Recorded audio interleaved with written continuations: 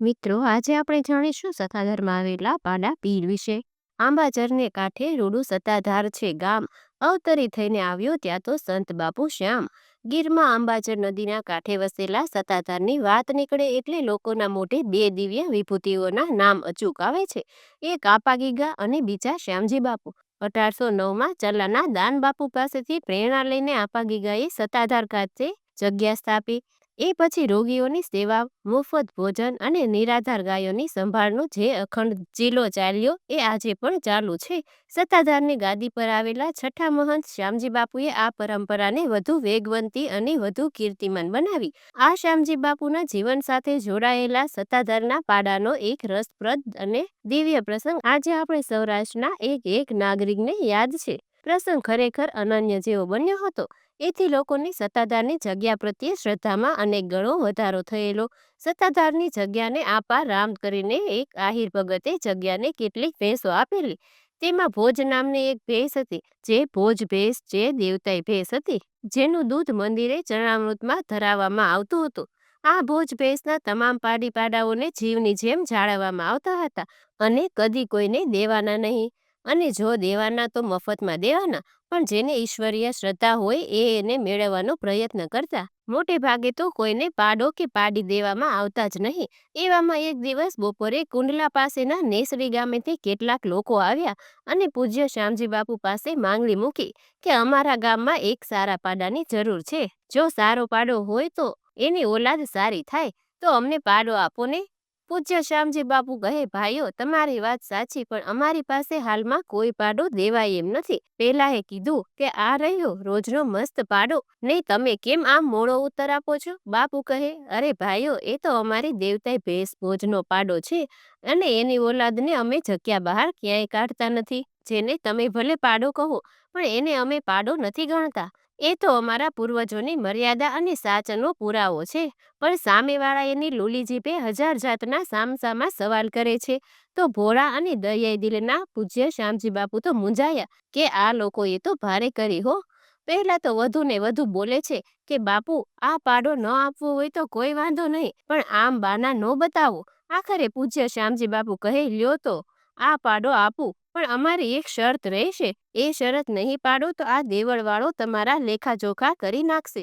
નેસડીના આગેવાનો તો સહેમત થઈ ગયા કે બાપુ, આપના વેણને બ્રહ્માના વેણ ગણીને જ અમે પાડશું. બોલો બાપુ, બોલો, શું શરત છે? પૂજ્ય શ્યામજી બાપુએ ખૂબ જ ધીમા સ્વરે અને નરમાશથી સાચા ભોળા એક સંતને છાજે એ રીતે કહ્યું કે જુઓ બાપલા, આ પાડાને પેટના દીકરા કરતાંય વધુ સાચવવા પડશે અને એમ કરતા તમને ન પોસાય તેથી પાછો જગ્યામાં પુગાડી દેજો હો, પણ કદી એને કોઈ બજારમાં ક્યાંય વેચતા નહીં. આ બધી વાત પૂરી થઈને નેસડીથી આવેલા માણસ પાડાને લઈને હાલી નીકળ્યા અને નેસડીમાં હમીર કોળી નામનો ગોવાળ પાડાને જીવની જેમ જાળવવા માંડ્યો. પણ એમાં થોડાક વર્ષોમાં હમીર કોળીને ઈશ્વરના ઘરનું તેડું આવતા એ તો ધામ ભેગો થઈ ગયો. એ પછી એની ઘરવાળીને આ કડાકૂટ ન ગમી કે રામ જાણે કશું જોયા જાણ્યા વિના જ કુંડલાના મતવા બચુભાઈને રૂપિયા 1500માં વેચી દીધો કે આ પાડાને મારા હમીરા વિના કોણ સાચવશે? એના કરતા પાડાને જુઓ પણ નહીં અને હમીરની યાદ પણ ન આવે. પેલા બચુભાઈને મને એમ થયું કે આવો મધમસ્ત પાડો છે તો એના તો મુંબઈમાં સારા પૈસા પાકશે. એમ માની પાડાને ભાર ખટારામાં ચડાવી મુંબઈ ભેગો કર્યો. થોડા જ સમયમાં પાડાને કતલ કરવા કતલખાનામાં લઈ જવાયો અને બધા પશુઓની ગમાણમાં લીલું નાખ્યું અને એ તો બિચારા અબોર જીવ માંડ્યા ખાવા.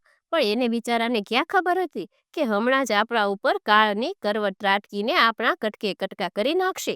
આખું કતલખાનું સ્વયં સંચાલિત હતું. કસાઈએ જેવો હુકમ કર્યો કે માણસે કરવતના મશીનનું બટન ખટાક કરતું દબાવ્યું કે ત્યાં તો જાણે કે ધરતી ધ્રુજવા માંડીને પાડાની આંખો લાલચોળ થઈ ગઈ. જ્યાં કરવત પાડાની ડોકને અડવા આવી ત્યાં તો કડાકો બોલ્યો ને કરવતના ટુકડા ટુકડા થઈ ગયા. કસાઈ વિચારમાં પડી ગયો કે આવું કદી બને જ નહીં. મેં આ કતલખાનામાં તો હજારો પશુઓને આ કરવતથી જ મળ્યા છે. વિચાર કરે છે કે કદાચ હવે આ કરવત જર્જરિત થઈ નબળી પડી ગઈ હશે તો જ તૂટી હોય ને. તરત જ નવી નકોર ચકચકતી કરવત ચડાવીને જોયું આ કરવત બરાબર ઉપર નીચે ચડે ઉતરે ને પાછી વળે છે કે નહીં. તો કરવત તો બરાબર નીચે ઉતરીને પાછી ઉપર ચડી. કસાઈને થયું, હા હવે બરાબર છે ને.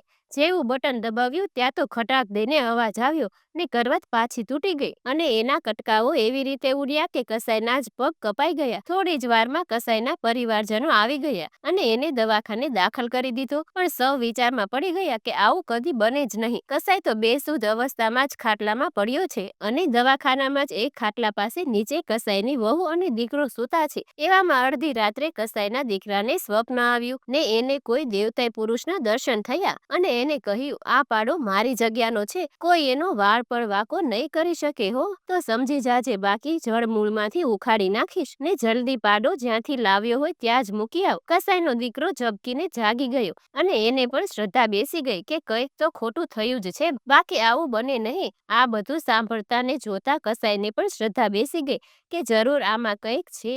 એને બે હાથ જોડી પ્રાર્થના કરી કે આ પાડાને એની જગ્યાએ અમારા ખર્ચે પહોંચતો કરીશું અને વધારાનો એક પાડો માફી તરીકે ત્યાં બાંધી આવીશું, પણ મારા ખાવિદને બચાવી લો. પછી કસાઈએ પાડો પાછો મુંબઈથી કુંડલા બચુભાઈ મતવાને મોકલી આપ્યો અને તેણે કુંડલાથી જલાલા, ધારી અને વિસાવદર થઈને સત્તાધાર મોકલ્યો. પણ આ સમાચાર અખબારોમાં ફેલાઈ જતા ગામે ગામ લોકોએ પાડાને હાર કર્યા અને પાડાનું ભવ્યથી ભવ્ય સ્વાગત કર્યું અને સત્તાધારમાં પાડા પીર તરીકે પછી ઓળખવા લાગ્યો. તે દિવસ પછી આ ચમત્કારિક પાડો પાડા પીર તરીકે સત્તાધારના સંતો સાથે જ પૂજાય છે. શ્રાવણ સુદ બીજ અને બુધવાર તારીખ 21/7/1993 ના રોજ સવારે 6:30 વાગે પાડા પીર રામચરણ પામે છે અને કદાચ આ પ્રથમ એવો કિસ્સો હશે જ્યારે કોઈ પશુના શોકમાં આજુબાજુનો વિસ્તાર સ્વયંભૂ બંધ રહ્યો અને જ્યારે પાડાએ જીવ છોડ્યો ત્યારે તેને સત્તાધારમાં જ સમાધિ આપવામાં આવી. મિત્રો, વિડીયો પસંદ આવ્યો હોય તો લાઈક કરજો, શેર કરજો અને અમારી ચેનલમાં નવા હોય તો અમારી ચેનલને સબસ્ક્રાઇબ કરવાનું ભૂલતા નહીં.